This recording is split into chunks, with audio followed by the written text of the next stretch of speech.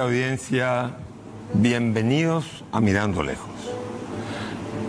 Hay muchas cosas de las cuales podríamos hablar. Podríamos hablar que se cumplió 51 años de Itaipú Binacional.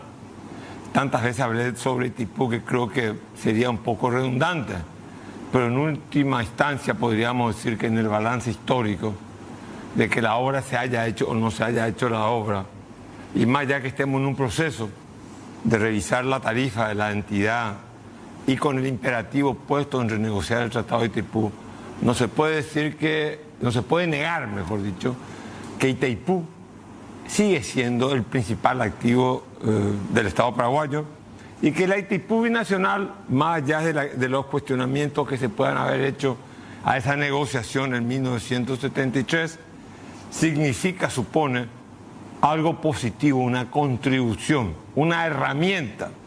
Ha sido una herramienta de desarrollo económico y social y seguirá siendo una herramienta de desarrollo económico y social hacia el futuro. Esperemos que las autoridades que hoy están al frente del Poder Ejecutivo, de la Cancillería Nacional y de la Itaipú Binacional sepan manejar muy bien los tiempos históricos y por sobre todas las cosas poner la mirada en el futuro y convencer al Brasil que más importante que la tarifa, que la definición de la tarifa, que no deja de ser importante, es sentarnos a negociar la totalidad del tratado para garantizar 50 años de integración energética y, si es posible, que la Itaipú sea un punto de encuentro y un punto de integración energética entre Brasil, la Argentina, Uruguay y el Paraguay. Pero más allá de eso, hablemos del escenario político. El escenario político de este periodo se está caracterizando por un elemento, no voy a decir innovador como un elemento nuevo, sino hay un rasgo, una peculiaridad que no existía en los que existió pero de manera más tenue en los periodos anteriores. Hoy en día se ha hecho una suerte de costumbre, ya casi rutinaria, de que los políticos puedan cambiar de partidos políticos. Obviamente nadie puede cuestionar que uno cambie de partido político, forma parte del abanico de libertad que uno tiene. Yo quiero estar en este partido político y mañana quiero estar en otro partido político. Uno que está en el Partido Liberal puede querer estar en el Partido Colorado en el futuro. Puede ser que diga por muchas circunstancias, pero lo que se está distorsionando, desfigurando en el escenario político paraguayo es el hecho del transfugismo político. Para muchos, para la opinión pública general, por ejemplo, el hecho de que Orlando Penner, amigo mío, a quien respeto mucho, haya abandonado Patria Querida, o también Kemper, que es de origen colorado, pero fue del Encuentro Nacional Hagamos y ahora se reincorpora al Partido Colorado, o que algunos que ingresaron por Cruzada Republicana, Cruzada Nacional, perdón, y luego van al Partido Colorado, o los mismos del Partido Liberal que fueron expulsados por, digamos, no responder a la línea política partidaria. Verdaderamente eso presenta un escenario dantesco, un escenario en donde no se cumplen las reglas de la democracia. Porque si yo me presento por un partido y mi partido pierde, a mí quiere decir que la sociedad paraguaya me otorgó el mandato de hacer oposición. Y a los colorados que ganaron las elecciones, la sociedad paraguaya le entregó el mandato, le encomendó: ustedes tienen que ser los oficialistas en este periodo de 5 años. El problema es que no se pueden distorsionar las reglas de la democracia. Puede tener una democracia calidad si es que una democracia o los políticos de la oposición están siendo todos cooptados. Puede haber una buena democracia sin oposición. Una buena democracia sin oposición no quiere decir que haya un régimen o una democracia autoritaria. Lo que hay es un régimen de mala calidad política. La democracia se deteriora. Y cuando se deteriora la democracia, no se deteriora solamente la imagen de la oposición, que puede tener una actitud tránsfuga, como dije, de cambiar de bando, sino también se deteriora la imagen del presidente de la República, del Poder Ejecutivo y del partido de la oposición. Sana es la democracia cuando tiene una oposición y tiene un gobierno, una oposición que cumple su rol y un gobierno que cumple su rol. Hoy todavía, por estas circunstancias, más preocupados en el transfugismo político, en el cambio de los colores políticos, en el posicionamiento político, podemos decir que en este periodo de 5 años todavía estamos en el punto de partida y todavía no nos estamos dirigiendo hacia el punto de llegada donde tendríamos que llegar en el 2028. Ahora bien, ¿qué puede surgir, qué clase de políticos pueden surgir de un ambiente político mezquino, truculento, gris, en donde vemos que las maniobras, la cooptación, el premio, la recompensa, la expulsión son prácticas del día a día? Y de eso no podemos tener nada nuevo, lo único que podemos tener es una dirigencia política mediocre. Creemos un ambiente, una democracia competitiva. Quiero apelar un poco a la idea de Darwin, en el sentido de que los más talentosos, los más fuertes, aquellos políticos que tengan capacidad de adaptación, son aquellos políticos que tienen que sobresalir, no los políticos que son cooptados, no los políticos que trabajan en búsqueda de un privilegio para beneficiarse a sí mismos, a su familia o a su grupo político. Necesitamos políticos que descollen. No hay cambio social, cambio económico posible si no hay un liderazgo que sobresale, si no hay un liderazgo que pueda llevarnos adelante. Ahora bien, ¿podemos nosotros culpar solamente a la cultura política del país esta actitud declinante ante los valores de la democracia? No, yo creo que no. Yo creo que la oposición cometió un gravísimo error y tiene que ser revisado eso para el bien de la democracia paraguaya, que es la ingeniería electoral.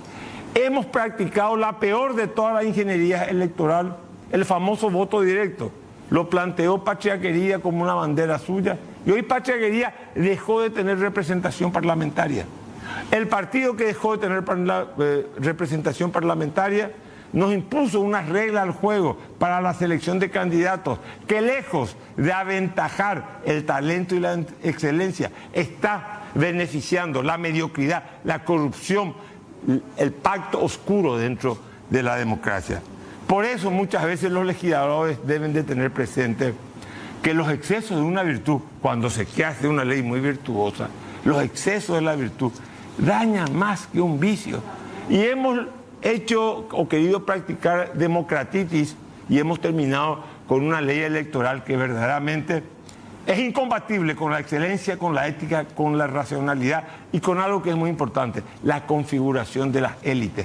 Porque los procesos políticos no es conducido por el pueblo, los procesos políticos son conducidos por las élites que deben ser en su conformación y en su origen democráticas, pero deben estar formadas para conducir la maquinaria del Estado. Hoy en día tenemos una política que verdaderamente deja mucho que desear. Hoy en día es importante ser no notable, la notoriedad es más importante. La notoriedad ha sustituido al hecho de ser un notable dentro de la sociedad. No importa ser un hombre notable, hay que ser notorio. Uno puede golpear la mesa, uno puede escupir, uno puede irse a defecar al Poder Judicial. Y ese es notorio, pero no es notable. Notables son aquellos que practican las virtudes republicanas de la ética y la racionalidad. Por eso creo que es el momento de dejar la política de la payasada, la política, la era del espectáculo, de la actitud histriónica y volver a hacer que el proceso político converja, asuma el cauce de la historia. Si la política se divorcia de la historia, estamos ante un escenario verdaderamente payasesco. Creo que la obligación de la dirigencia política paraguaya es la de achicar, la de acortar la brecha que existe entre la esperanza y la realidad. Que nadie se engaña. La sociedad política ideal no existe. La sociedad política siempre va a tener sus luces y sus sombras. Pero hay algo que hay que tener presente.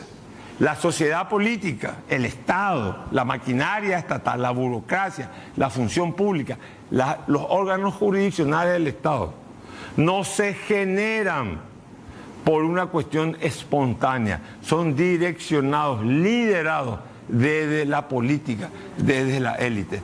Si no somos capaces de lograr eso, creo que en muy poco tiempo, y acuérdense lo que les estoy diciendo, si no somos capaces de enmendar el rumbo torcido que tiene la política paraguaya, en muy poco tiempo o en un proceso electoral, no sé si será el próximo, aquí a 10 años, puede ser que el revanchismo autoritario se encarne y hasta llegue a ganar una candidatura electoral. Enseguida estamos con Melcha Melgarejo para hablar de la salud pública y con el ex senador de la República, Juan Darío Monjes, para hablar de la situación del Partido Colorado.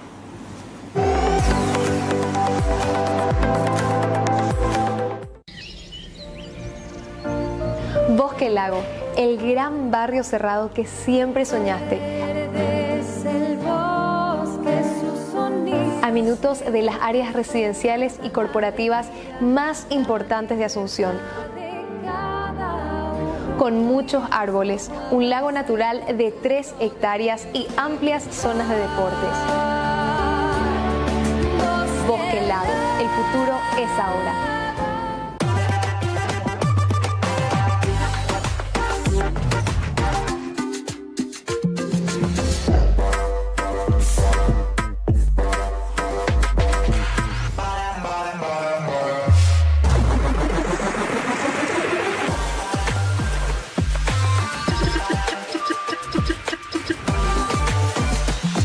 Disfruta la magia de Coca-Cola una y otra vez con tu botella retornable. Coca-Cola, magia de verdad.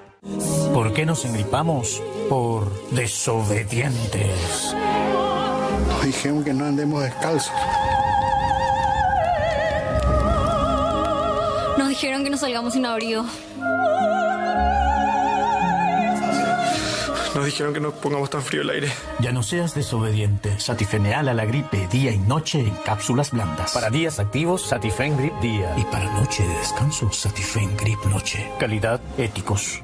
Cuando necesites apagar con urgencia el ardor que produce la acidez estomacal, contá con Omeprazec.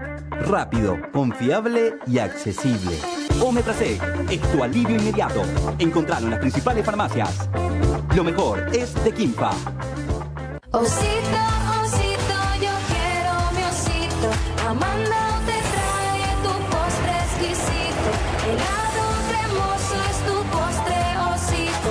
Osito, osito, mi postre es osito. Amanda te trae tu postre exquisito. Es tan delicioso tu postre, osito. Osito, osito, mi postre es osito. Probá el nuevo postrocito de Amandao. Garelli Estructuras.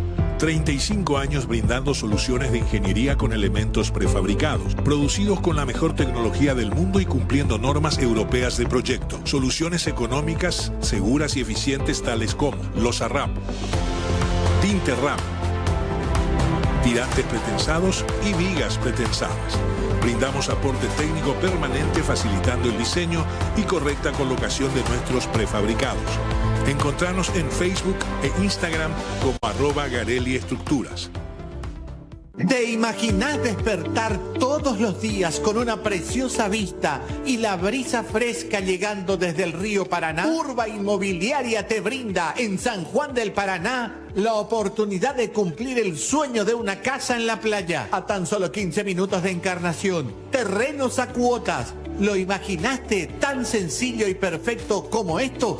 Comunicate ya al 021 20 46 46 o al asterisco Urba. Pon los pies sobre tu tierra.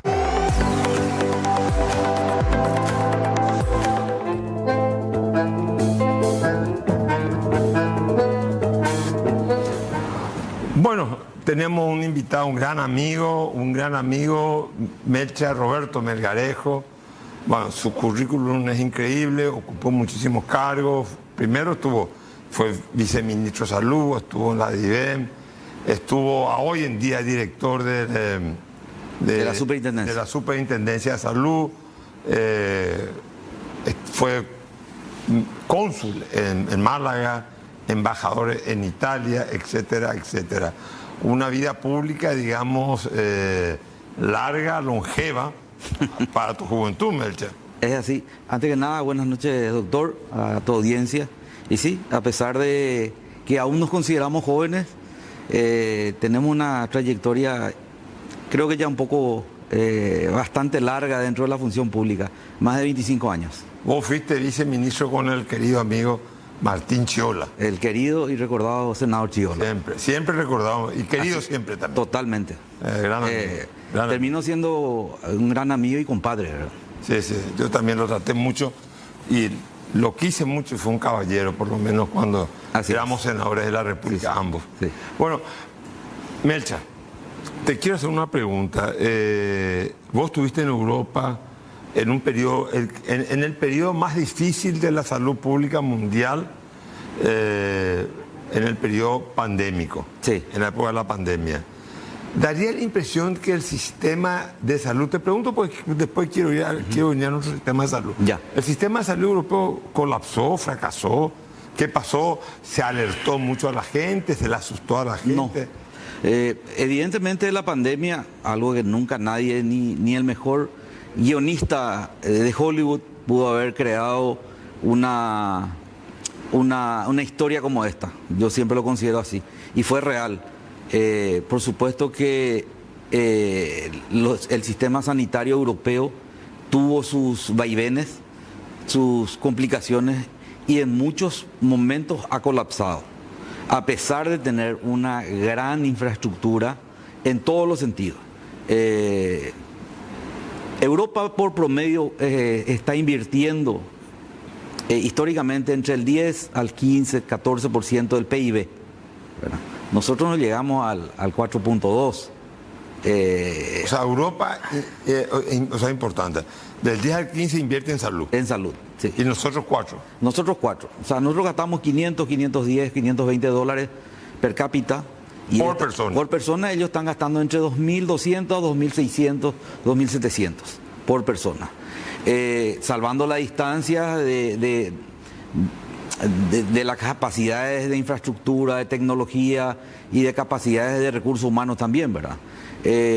Yo siempre digo que, por supuesto que tenemos que mirarnos en países del primer mundo como espejo, pero también tenemos que analizar nuestra realidad, ¿verdad? Porque nosotros no podemos pretender saltar de un 2,5 que estuvimos hace 10, 15 años, a un 4 que hoy estamos, o 4.2 que estamos, a un 10. Tiene que ir siendo gradual, porque no dan los recursos, doctor. Entonces, y los recursos humanos tampoco. Los recursos humanos tampoco. Hay que capacitar más, hay que fortalecer nuestra red sanitaria, pero sobre todo tenemos que apostar a la innovación, a la informática, a la digitalización, a la telemedicina, y algo que yo siempre digo, la descentralización para nuestro país es muy importante. Nosotros no podemos dejar de seguir insistiendo con centralizar todo en Asunción, en Capital o en Central. El interior existe, tiene demasiadas necesidades y esos recursos humanos, esa infraestructura, tenemos que apostar y tenemos que fortalecer de alguna manera. Yo sé que lo están haciendo, veo y conozco de los programas del Gran Hospital del Sur, el Gran Hospital de Coronel Oviedo. Ahora he visto que Santaní están lanzando con el apoyo del BID un gran hospital en Santaní, y ese es el camino, fortalecer a esas regiones. Ahora bien, déjame volver a Europa. Sí. Y a la pandemia. Sí. Pues quiero ver los modelos. ¿Qué modelos nosotros tenemos que hacer? Al final me hace así eso. Por un lado tenemos un modelo europeo que colapsó, la sociedad fue aterrorizada, prohibiciones, interdicciones y la cuasi obligatoriedad de la vacuna. En China, sin embargo, un modelo diferente. Bueno, pero daría la impresión, si ponemos los modelos en comparación, daría la impresión de que el modelo chino o el de Singapur o el asiático en general, el de Taiwán también, tuvo mucho más éxito que el modelo europeo. ¿En qué falló Europa? Después vamos a echar el caso paraguayo. ¿Y qué hicieron bien Taiwán? Taiwán, un país hermano, amigo. Pero hasta Estados Unidos, digamos, se veía que, cierto que la prensa yo creo que aterrorizó de más, pero ¿por qué las diferencias los sistemas arrojaron resultados diferentes? Yo creo que desde el punto de vista de los protocolos que se implementaron en su momento. Pero Asia, Taiwán y otros países, Singapur, usaron mucho la tecnología. Usaron muchísimo el sistema, aunque vos no creas, el celular fue de gran ayuda para identificar los contagios, prevenir. Ellos tuvieron una red informatizada brutal, impresionante, fue lo de Taiwán, que es un ejemplo para todo el mundo para las futuras pandemias. Nosotros deberíamos aprovechar mucho más de lo que un país hermano como Taiwán, que nos colabore, nos ayuda muchísimo a su ejemplo y proyectarnos para futuras ocasiones o situaciones que incluso se puede usar no solamente en caso de pandemia. Ahora, Europa, ¿por qué colapsó y se saturó? El sistema europeo se saturó. Una población muy añeja. Sobre todo Italia, España. Italia fue el primer país y el país más golpeado en Europa en los primeros 3 meses, donde de una capacidad de 4.000, 3.800, 4.000 unidades de terapia intensiva tuvieron que pasar a 8.000, a 9.000 en menos de un mes, implementando y poniendo terapias en casi hospitales enteros de terapia, donde tuvimos imágenes dantescas de cuerpos o féretros que salían de ciudades en camiones militares. No sé si te acordás, sí, Carlos. Ahí leí que una vez pusieron unos cajones en fila, sí, y fue un accidente de aviación que hubo. No. En Bérgamo se saturaron los crematorios, no había lugares en los cementerios y fueron trasladados los féretros y los cuerpos a distintas ciudades para ser cremados. Era una situación muy singular donde nadie sabía a qué nos enfrentábamos. Sabíamos que era un virus, pero no sabíamos a qué nos llevaba, ¿verdad? Así también, gracias a Italia y a gente que tuve el placer de conocer y son amigos del Paraguay, pudieron ellos innovar e implementar la terapia con heparina, por ejemplo, con anticoagulantes, que finalmente la base de la enfermedad del COVID también son los microtrombos y todo lo demás. Y eso fue una terapia implementada por Italia y que el mundo después lo adoptó, y también Paraguay. Ahora, la pandemia demostró, el COVID demostró que desnudó la falencia del sistema de salud pública en el Paraguay. Sí. Creo que tenemos cerca de 20.000 muertos registrados en un país de 6 millones de habitantes. Sí. Bueno, y la situación dramática de mucha gente que murió en silla de ruedas sin tener oxígeno. Sí. ¿Qué pasó? ¿El sistema paraguayo va a colapsar ante cualquier pandemia o un exceso de dengue? ¿Qué pasa con el sistema de salud paraguayo? El sistema de salud paraguayo tenemos que ser críticos y realistas, ¿verdad? El sistema es un sistema fragmentado. Eso para los televidentes significa que por un lado está IPS, por otro lado está el hospital militar, el hospital de clínica, el hospital de la policía, el sector privado y el Ministerio de Salud. Vos sabés, Carlos, que el 22 al 25%, vamos a ser algo optimista, el 25% de la población paraguaya tiene acceso a la seguridad pública, ¿verdad? 17% para ser benévolos con IPS más el privado. Llegamos a 24, 25%. El resto de la población está desprotegida. Descubierta, absolutamente. Y un sistema fragmentado que no es culpa de la actual administración, sino es culpa... Son problemas estructurales. Estructurales que vienen 50, 70 años atrás o 100 años atrás, donde nosotros debemos dar un salto y tenemos que entender que la inversión en salud no es un gasto, sino es una inversión. Para que nuestro sistema fragmentado se unifique, tenemos que tener la posibilidad de hacer un gran pacto político-social con los actores políticos y social, de tener una reforma sanitaria. Que nuestro objetivo final sea la universalidad, que todos puedan acceder a la salud, y la gratuidad. Esa es la finalidad de la salud pública. No podemos nosotros empezar con un decreto o una ley o una simple resolución ministerial, como le hicieron en su momento, diciendo es gratis la salud pública. Alguien tiene que pagar. Y cuando vos decís que es gratis, tenés que entregar la gratuidad. No podés ir a un hospital y resulta ser que no hay guante, no hay jeringa, no hay medicamentos. Pero hoy en día la gente se queja de eso, que va, la idea del centro de salud está asociada a la idea de la muerte, no de la vida. Sí. Porque mucha gente va y muere y eso pasó. Es una pena. Es una pena. Pero también escuchamos los reclamos permanentes de que el IPS no tiene medicamentos. Eso es lo que se escucha, que no hay tejido, no hay, bueno, en fin, una cantidad. El problema de IPS es un problema complejo que tenemos que tratar posiblemente. Porque vos tenés que supervisar todo eso ahora. Totalmente. Nosotros somos el contralor del sistema de salud que funcione correctamente. Que haya, la finalidad nuestra es que haya calidad en la atención. Para que haya calidad en la atención, primero tiene que haber registro de los lugares. Después tenemos que categorizar. No todo centro asistencial tiene los niveles que deben tener. Y esa posibilidad de que la gente conozca cuáles están registrados y cuáles son los niveles, tiene que llegar a la ciudadanía. Te quiero hacer una pregunta. El otro día me decía el ministro de Educación que el plan Hambre Cero iba a batallar en primer término en los lugares de extrema pobreza, que están focalizados. En esos lugares de extrema pobreza, en donde no llega la alimentación para la educación. También ahí se dan los casos de mayor precariedad en la salud pública. Sí, también. Y ahí son coincidentes. Totalmente. Vos no podés distanciar la educación, la salud y los problemas sociales en distritos de extrema pobreza.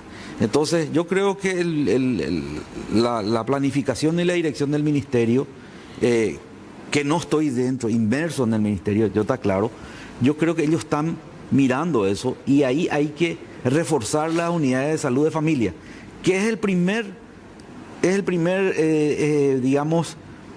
bloque de atención a la gente. O sea, lo que vos me estás diciendo es que vos sos partidario de la práctica de la medicina preventiva. Totalmente. Nosotros tenemos que apostar. Te pregunto, esa práctica de la medicina preventiva, ¿sería ambulatoria en el sentido que los médicos saldrían a visitar los pacientes y no esperar que los pacientes... Es que es así actualmente en muchos lugares y en gran parte de la República.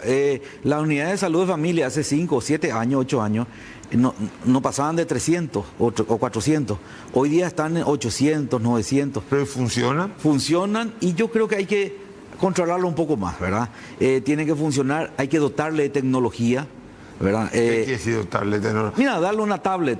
¿Una tablet? Una tablet. Para que anoten una tablet con una ficha, con unos ítems que vayan punteando y eso se reporta y vos tenés tus médicos, digamos, que monitorean eso y te dan señales de alarma. Y te quiero hacer una pregunta. Estos médicos ambulatorios de la medicina preventiva que van y visitan al paciente en su casa, lo tratan. Llevan la medicina. Deberían llevar la medicina, muchos lo llevan y eso es un tema que tenemos que lograr de alguna u otra manera. ¿Ese es el modelo cubano? No, ese es un modelo internacional de la salud, de medicina preventiva. Yo no soy pro cubano, aclaro nomás, pero daría la impresión que en Cuba se practicó, no sé si como algo novedoso o extensivo, universal. Yo voy a dejar un poco la diplomacia, ¿verdad? Porque ya no estoy en mi carácter diplomático. Y yo creo que esa es una historia que nos vendieron siempre, ¿verdad? La salud preventiva no tiene país. Lo que pasa es que Cuba se ufanó de eso.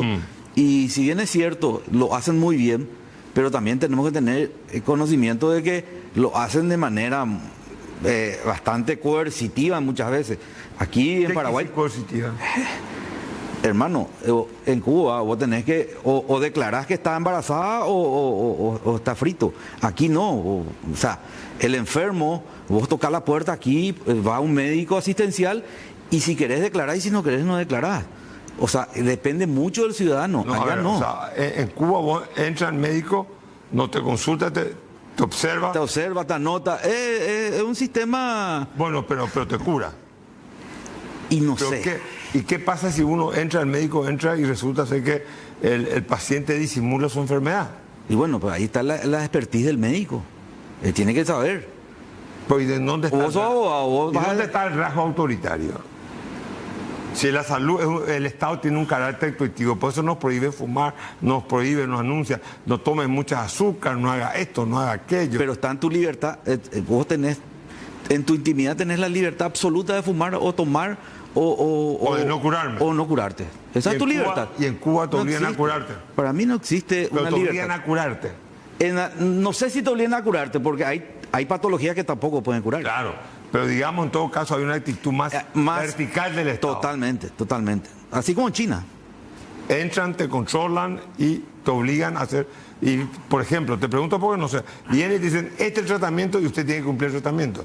Así yo lo veo. Y si no lo cumplís... No sé. Te sancionan, qué sé yo. Seguramente, ¿verdad? Pero es un país autoritario donde no existe la libertad de una persona.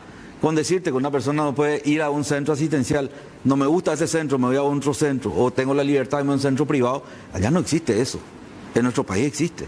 Ahora, ¿por qué en el Paraguay cuesta tanto lograr una sinergia? Vos me estás diciendo, 22% sería IPS y sector privado, y el 70% sería salud pública más clínica. Más clínica, hospital militar, clínica, policial, etcétera. ¿Cómo cuesta tanto lograr la coordinación de todas las instancias en donde se gestiona la medicina, ya sea privada o pública? ¿Qué falta? Liderazgo, siempre un ministro con huevos que diga pongo orden. Yo siempre me pregunté eso. Y yo creo que nosotros tenemos la característica de cada uno quiere su feudo. Nadie quiere perder su feudo. El Estado está feudalizado. En la salud sí, a mi parecer. Entonces lo que necesitamos... Esto quiere decir que la supuesta cooperación entre IPS, la tan mentada, porque ya escuché 500 veces, cooperación entre el Ministerio... Se da en varios lugares. Pero IPS debe entender que ellos no deben ser más solamente prestadores de servicios. Ellos deberían salir a adquirir servicios. O de salud pública o del sector privado. ¿Cómo salir a adquirir servicios?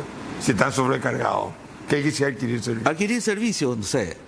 Si IPS, pongamos el caso de Alto Paraná, no tiene la capacidad de atender todos sus asegurados, deberían poder ser asistidos, que lo son, en el sistema público, el Ministerio de Salud, o en el sistema privado con un pago posterior. Eso le va a salir mucho más barato a la larga a IPS que estar gastando en hospitales, en recursos humanos, etcétera, etcétera. Que hoy ya vemos que está colapsado de alguna u otra manera, ¿verdad?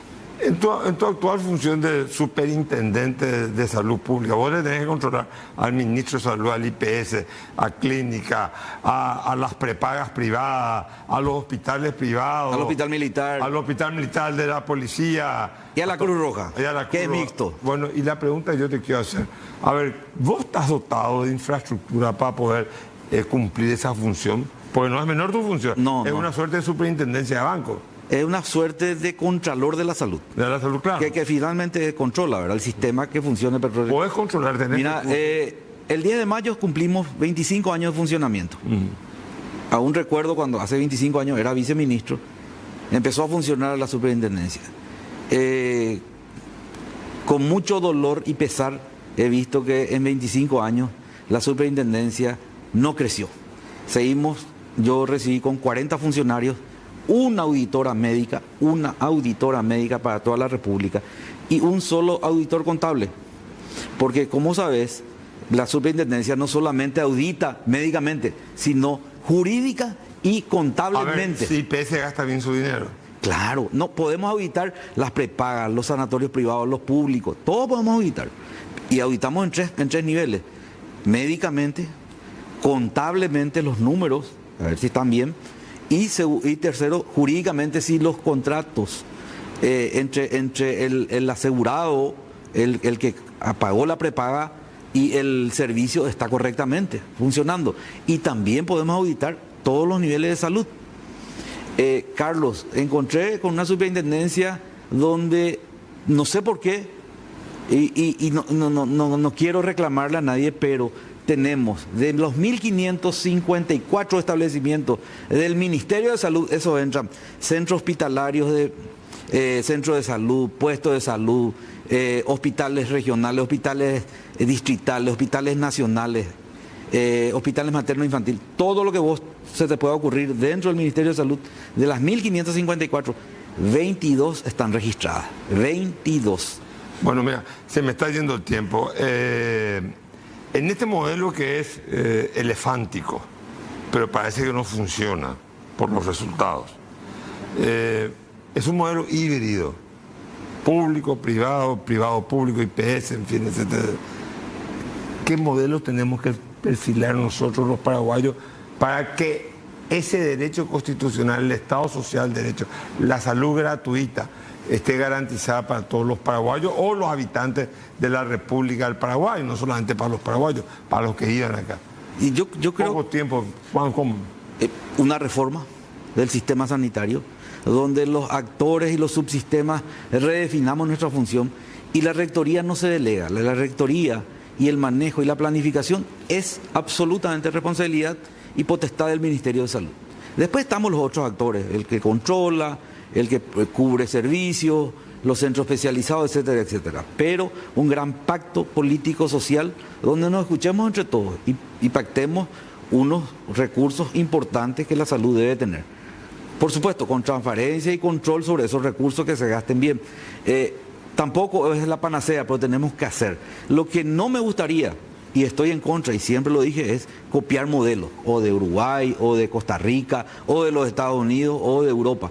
Porque nuestra idiosincrasia y nuestra característica es única. Nosotros tenemos que cabalgar sobre nuestro sistema, a pesar de ser fragmentado, feudal, ver que cada uno cumpla su rol, pero con una directiva clara y contundente.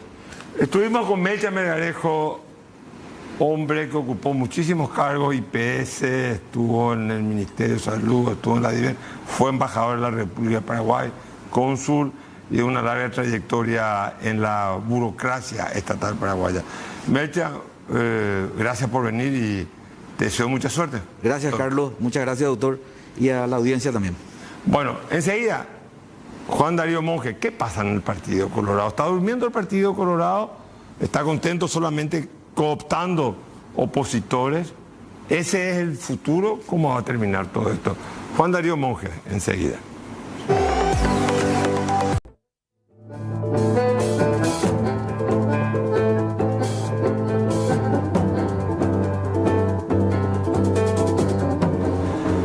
Bueno, seguimos con Juan Darío Monge, vamos a hablar del Partido Colorado. ¿Qué tal, Juan Darío? Bien, Carlos, un gusto de estar contigo acá, mirando lejos, yo diría de que mirando el horizonte. Mirando el horizonte, eso quiere decir que vos me vas a volver a la arena política dentro de poco, ¿eh? No, es que estamos luego, no estamos en el Parlamento, pero sí estamos en la actividad política, del cual no podemos sustraernos fácilmente porque sentimos en nuestras entrañas que la política es una vocación de servicio y por más que no estemos en el Parlamento, siempre hay gente que apuesta a nosotros que podemos hacer gestiones, que podemos escucharnos por lo menos, porque el político que no sabe escuchar y no sabe contenerse, posiblemente su horizonte está ahí cerca nada más. Y decime una cosa, fuiste diputado, presidente de la Cámara de Diputados, senador, presidente de la Comisión de Hacienda, bicameral, fuiste ministro de Justicia y Trabajo, creo que todavía Ministerio de Justicia y Trabajo. Ministerio de Justicia y Trabajo en ese entonces. En el gobierno de... El gobierno del doctor Nicanor Duarte. Nicanor, ¿verdad? Sí. ¿Cómo se siente esa actividad política tan intensa y de repente, bueno, sí, seguía haciendo gestiones, me decís, y estás, tu señora gobernadora Norma, tu hijo es intendente, pero más allá de todo eso, esa falta de mayor protagonismo personal, ¿cómo se siente? O sea, sí, apoyar, asesorar, orientar. Esta pregunta que me está formulando es la pregunta de cotidiano, por decirlo. Vos te encontrás con parlamentarios actualmente que fuimos colegas en el periodo último que yo estuve. Senador fuiste 2 veces, ¿no? Senador tres periodos y 2 periodos en la Cámara de Diputados. En diputado fui presidente de la Cámara de Diputados, en el Senado llegué hasta la vicepresidencia primera, con Blas, tu correligionario. Sí, me acuerdo. Entonces, es un cotidiano andar permanente porque tanto tiempo en la actividad política dentro de mi partido, que hoy sigo siendo miembro de la Junta de Gobierno, soy presidente de la Comisión de Finanzas del Partido Colorado. Entonces, la actividad política no cesa y el compromiso es tan grande porque el partido tiene un gran compromiso con la nación. En la persona de nuestro presidente hoy día, Santiago Peña, más todavía que su instancia en el poder de la República llega a instancias, digo mejor, del Partido Colorado. Y después ya le votaron paraguayos y paraguayas que tampoco tenían identidad con ningún partido político. Entonces el compromiso es con todos los habitantes de la República, enmarcado en la línea del pensamiento del Partido Colorado. En la interna pasada vos jugaste en el medio, ¿verdad? No jugaste por no estuviste apoyando a ningún sector. ¿Hiciste una línea independiente o no en un momento dado? En las últimas internas nosotros en el departamento de Paraguarí estuvimos formando un equipo político con el actual ministro de Urbanismo, con Baruja, el ingeniero Juan Carlos Baruja. Yo pensaba que ustedes eran competidores, en el buen sentido de la palabra. Nosotros formamos un movimiento regional que se llama Hecho y No Palabras. Entonces él, siendo gobernador, era el líder del proyecto político, que posteriormente, una vez de la elección de las intendencias que se dieron, nosotros ya tomamos la decisión de volver a nuestros orígenes, de que el movimiento Honor Colorado. ¿Y tu visión del actual gobierno? Quiero que me des una visión como Colorado, desde el Partido Colorado, no como un ciudadano. ¿Cómo estás viendo la gestión de Santiago Peña? Bueno, la gestión de Santiago Peña, primero te voy a decir de que tiene una alta responsabilidad, porque no solamente el pueblo colorado y fundamentalmente el pueblo colorado ha apostado a la figura de Santiago Peña.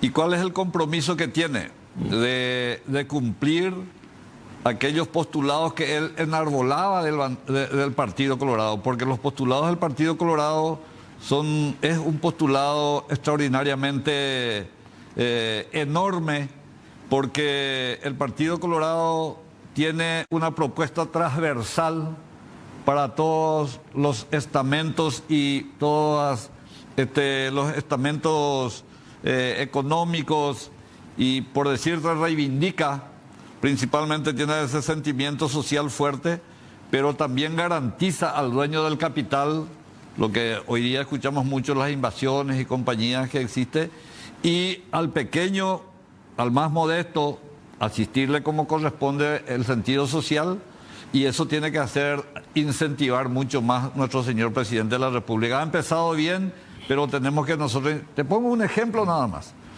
El pequeño productor de alimentos cotidianamente, te pongo 3 productos nada más: la papa, la cebolla, el tomate. Ponele el locote también si querés. Eso representa más de 100 millones de dólares. ¿Y sabes cuánto hoy nosotros producimos? Y producimos bien, 3 meses del año. O sea que queda al arbitrio del contrabando o de la importación, yo creo más bien del contrabando, de 9 meses. Y si nosotros duplicásemos la producción de 3 meses que tenemos de esos productos, nosotros estaríamos dando ingreso a la gente que produce, que son 3 departamentos fundamentalmente que produce esos productos mencionados: el departamento de Paraguarí, el departamento de Caguazú y el departamento de San Pedro, en ciertas partes. Entonces, si nosotros, ¿cómo producimos mejor? Produciendo, por ejemplo, con la cooperación, con la asistencia permanente, y que no sean solamente la naturaleza. ¿Estás insinuando que el Ministerio de Salud está fallando? No, el Ministerio de Agricultura, perdón. El Ministerio de Agricultura tiene un programa, pero hay que duplicar y hay que aplicar la tecnología. Por ejemplo, la producción tiene que pensarse en los regadíos, en los tiempos que... Entonces hay que asistirle al productor, y la producción es buena, entonces se puede duplicar, y duplicando tendremos nosotros en ese sector de producción 200 millones de dólares. Ahí estás viendo vos, digamos, que hay una ausencia del Estado. No una ausencia, o una pero presencia hay que incentivar más, y hay que darle mayor fuerza, y para que se visualice, porque están dadas las condiciones. Vamos un poco a lo político. Los gobiernos colorados que ganan las elecciones, eso es real. Guasmosi tuvo una apertura hacia la oposición.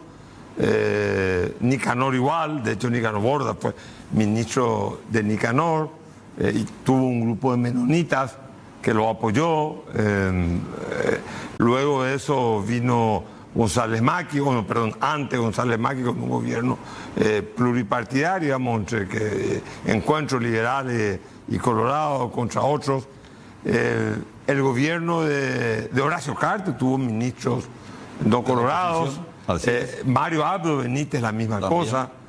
Y hoy en cambio tenemos un gobierno colorado en todos los cargos de responsabilidad, solamente colorado. Eso significa que hay un nuevo enfoque dentro del partido, es decir, ensimismarse solamente el partido y tener una política que prescinde de los otros actores políticos y que prefiere, digamos, cooptar a la gente. Llámese, no sé, Penner deja el encuentro Patria Querida, Kemper sale del encuentro nacional, la gente estaba con Payo Cuba, pasa al Partido Colorado, liberales de alguna manera mansos o domesticados. ¿Cuál es el modelo político actual? O la actitud del Partido Colorado. Yo creo que dentro del gobierno de Santiago Peña existen varones y mujeres que no son precisamente del Partido Colorado, que son buenos técnicos, que son eficientes en la función, estuvieron con otros gobiernos también. Sin embargo, aquellos quienes están hoy como ministros tampoco son enteramente políticos, son técnicos también, y hay una composición que hace que hoy día esté formado los distintos ministerios, principalmente con gente que tienen alguna identidad con el Partido Colorado. No con la intensidad seguramente que siente un protagonista de muchos años, pero la democracia es un gran escenario en donde podemos disentir. Y en ese disenso seguramente se encuentran aquellos actores del Parlamento que llegaron por otros partidos políticos que no ven satisfechas sus expectativas porque no están enmarcadas en la línea del pensamiento que concebía el poder dentro del Parlamento. Y ven en el Partido Colorado una opción válida para ser coadyuvante con el Partido Colorado para el beneficio de la nación, y hoy día por eso migraron al Partido Colorado. Decime, se da una circunstancia, digamos, que con Stroessner expropia el poder a la Junta de Gobierno. Hoy en día la presidencia de Horacio Cartes hace que el Partido Colorado retome parte del poder político. Hay un peso político en el Partido Colorado que no hubo con Guasmosi, por más que Argaña fuera el presidente, que no hubo con Nicanor, que al final fue Alderete, no pudo ser, que no hubo con Mario Abdo, que no hubo nadie. Hoy el partido, la figura de Horacio Cartes, un expresidente, es un peso político que algunos dicen que solapa, que digamos cuestiona el liderazgo de Santiago Peña. Te pregunto, ¿hay una suerte de división entre él hace la gestión administrativa y en la Junta de Gobierno está el poder político? ¿Cómo se entiende? ¿Cómo se ve dentro del partido? Yo concibo que el poder no es bicéfalo. El poder no puede ser bicéfalo. El Partido Colorado es el partido que promovió a Santiago Peña a la candidatura y contribuyó enormemente para que llegue al poder de la República. Sin embargo, el presidente del Partido Colorado es una persona que hay que reconocer los atributos y su condición de que vino al Partido Colorado y se empapó de lo que es el partido, de dónde viene el partido, para qué viene y cuál es el propósito del partido en el ejercicio del poder. Porque hoy el presidente del Partido Colorado es un expresidente de la República, y es un expresidente de la República no siendo aún presidente de la República. Rescató al Partido Colorado de la llanura. Es un hecho edificante y reconocible por todos, y hoy es el soporte principal de gobierno de Santiago Peña con otros actores políticos de otros partidos también. Sin embargo, se pretende sembrar esa idea de que Santiago Peña no tiene el poder y que lo tiene el presidente del partido. Siempre hemos concebido desde el Partido Colorado de que el partido tiene que dar respaldo a quien promovió a la máxima instancia del poder. Y eso es lo que está haciendo hoy el presidente de la República. Y creo que tenemos que hacer mucho más desde la Junta de Gobierno todavía para que se fortalezca el gobierno nacional y para dar satisfacción a esas necesidades numerosas que tienen, ya sea en términos de empleo, ya sea en términos de vivienda, ya sea en términos de producción, de la pequeña agricultura familiar campesina, y también darle la garantía al dueño de capital que venga a invertir y generar fuentes de empleo, porque nosotros solamente la función pública ya no da para que jóvenes que tienen muchas ansias también de trabajar puedan tener oportunidad a través de la inversión que venga el capital extranjero, el capital paraguayo también a generar empleo. ¿Estuviste involucrado de alguna manera, fuiste ministro en el gobierno de Nicanor, un gobierno que te, digamos, miraba más hacia la izquierda? Estuviste también no vinculado al gobierno, pues fuiste parlamentario oficialista en el gobierno de Mario Abdo Benito, un gobierno que se inclinó totalmente hacia la derecha. Y hoy estamos ante un Santi Peña que, digamos, sabemos que tiene un mira al norte y mira a Israel, más no sabemos. ¿Cómo en el espectro ideológico y con la doctrina de Bernardino Caballero, teniéndola atrás en tu memoria, ¿cómo verías hoy el gobierno? ¿Cómo tipificarías, cómo definirías al gobierno Santi Peña desde el punto de vista ideológico? Yo creo de que Santiago Peña se tiene que apegar a los principios redentores del Partido Colorado, por lo que acaba de decir, porque él, aferrándose a la doctrina del Partido Colorado, no va a estar dejando de lado a ningún segmento de la población paraguaya. Y siempre con el énfasis social. Y hablando de énfasis social, tenemos que recordar, y vos como político sabés también, Carlos, de que aquel ciudadano más humilde o más modesto o de una capacidad económica mediana para abajo es el que concurre a las urnas a depositar su confianza porque tiene la expectativa que el nuevo gobierno que va a asumir va a dar respuesta en términos de salud, que siempre fue un tema muy sentido en todos los gobiernos, incluido seguramente ya del presidente Stroessner también.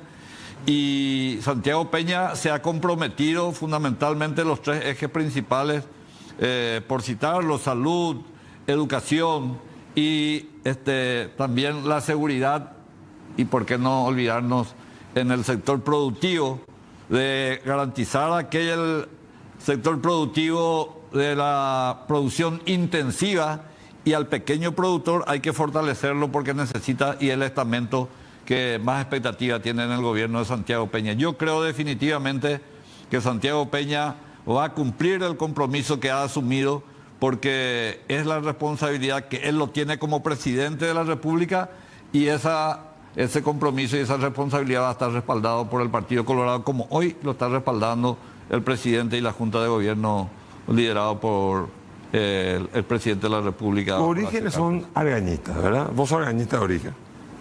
Argañista. Yo empecé con el doctor Argaña después del cambio de gobierno. Bueno, la pregunta que te quiero hacer, notarás, a ver si coincidís conmigo, fuiste 5 veces parlamentario, sí, 2 veces diputado, 3 veces senador. ¿Vos también notás que hay un deterioro en la calidad de la representación parlamentaria, o es solamente un antojo mío? Y nosotros que vemos, y no solamente nosotros que estamos afuera, desde adentro algunos te dicen. Y yo te voy a decir, fijamente, por ejemplo, no es necesario, fuiste parlamentario, no es necesario teniendo una mayoría de que no le deje hablar a la oposición, por ejemplo. Y lo digo con franqueza. Eso está mal. Porque el Parlamento es la caja de resonancia del pueblo y es un escenario plural. Existen las mayorías y las minorías. Entonces, consagrando la mayoría, entonces no tenemos por qué preocuparnos. Hay que dar la oportunidad del disenso, el debate, enriquecedor y es enaltecedor también. Entonces, yo veo eso un déficit que hoy día se está dando en el Parlamento. Ojalá... O sea, la aplanadora no es positiva para la democracia. Yo no creo que sea. Ninguna aplanadora es muy positiva. Más todavía en el Parlamento donde el disenso siempre se va a dar. Siempre va a haber una minoría y una mayoría. Entonces hay que escuchar a la minoría también, porque muchas veces la minoría se puede equivocar y con los argumentos de la mayoría le podés convencer a la minoría. Como hoy seguramente los argumentos de gestión del presidente Santiago Peña satisfacen más las expectativas de quienes hoy migraron al Partido Colorado, en que el partido le llevó a la instancia del poder parlamentario y hoy forma parte de una mayoría que también tiene un gran compromiso y una gran responsabilidad de responder a las grandes demandas de la nación. Se me va el tiempo, me quedan 2 minutos. Es positivo para una democracia que la oposición sea cooptada, dividida. Yo entiendo que el que gobierna necesita la gobernabilidad y tiene que buscarla, pero es necesario domesticar tanto a la oposición. A la larga eso no puede terminar en un deterioro del sistema democrático, que no haya oposición, que la gente perciba, son todos unos acomodados, solamente llegan para acomodarse, para enriquecerse, para ubicarle a sus hijos, etcétera, etcétera. Yo no creo, se puede tener seguramente algunas dificultades hoy día en el Parlamento, pero no creo que ni está en el ánimo del Partido Colorado domesticarle a nadie. Yo le puedo decir con absoluta certeza de quienes vinieron al partido vienen por convicción, porque creen que en el partido van a encontrar las herramientas requeridas para que sean ellos los articuladores, para dar satisfacción de aquellos que creyeron en ellos también. Y la democracia no es un todo, no es un unicato. La democracia es un mosaico en donde se diseñan pensamientos y acciones, y dentro de ese mosaico los pensamientos y acciones de nuestro partido, que tiene su representante que es el presidente de la República, Santiago Peña, se tiene que buscar y tiene que valer de las herramientas y los ideales y pensamientos que tiene el Partido Colorado para hacer lo que tiene que hacer y el compromiso que ha asumido cuando el pueblo depositó sus votos en Santiago Peña. Muy poco tiempo me queda. Vos tenés juventud, tenés salud, tenés retórica, tenés trayectoria. La Junta de Gobierno, para vos, ¿te candidatarías a la Junta de Gobierno? ¿Quién no querría ser presidente de su partido? Es la misma cosa que yo te pregunto a vos, ¿no te gustaría ser presidente de tu partido? Pero, como le decía en una oportunidad a un vicepresidente de la República y a un presidente, 2 cosas. Le dije yo y eso puedo decir al doctor Nicanor Duarte Frutos, de que el poder no es bicéfalo. Nadie le puede someter a nadie, porque si somete a alguien va a ser el peor gobierno y va a perjudicarse él a sí mismo. Y decirte lo siguiente, de que finalmente muchos seguramente queremos ser presidente del partido, muchos queremos ser presidente de la República también. Yo te voy a contar una versión de niño. Cuando se fueron a la iglesia de Zapucay, y estábamos hablando, Jonás no le hizo caso a la palabra de Dios, vino un pez muy grande y se lo tragó. Y entre otras cosas decía, era una señorita, ¿quién quiere ser presidente de la República? Y sabe que yo levanté la mano alguna vez. Muchos seguramente quieren ser presidente de la República. Hay que ver con quién podemos llegar. Y la misma cosa te repito con la Junta de Gobierno, con quién podemos llegar. Y yo me inscribo, ¿por qué no? Bueno, esta noche lo que yo veo que hemos lanzado un candidato a la presidencia de la República. Yo me quedé corto, no te quise ofender. Lo que pasa es que fue el primer eslabón. Pero creo que Juan Darío Monge puede jugar un rol en lo que se baraje dentro del Partido Colorado para el 2028. ¿Estoy equivocado? Estamos lejos todavía del 2028. Lo que tenemos que hacer es trabajar ahora, fortalecer el gobierno nacional, que eso represente verdaderamente un cumplimiento de la misión que uno tiene en el ejercicio del poder, y que el Partido Colorado siga siendo una opción para las grandes mayorías y que sea producto de satisfacción a las mayorías, porque siempre va a haber oposición y ojalá que la oposición se fortalezca también para que ese disenso o se funda finalmente en el crisol que se llama urnas y de ahí emerja la esencia de la democracia, que es la mayoría. Estuvimos con Juan Darío Monge, político de mucha trayectoria a pesar de su juventud, que hoy nos dijo, digamos, Junta de Gobierno sí, candidatura, ¿con quién? A la Junta de Gobierno, candidatura ¿con quién? A la Presidencia de la República. Como diría mi amigo Humberto Rubín, una noche más.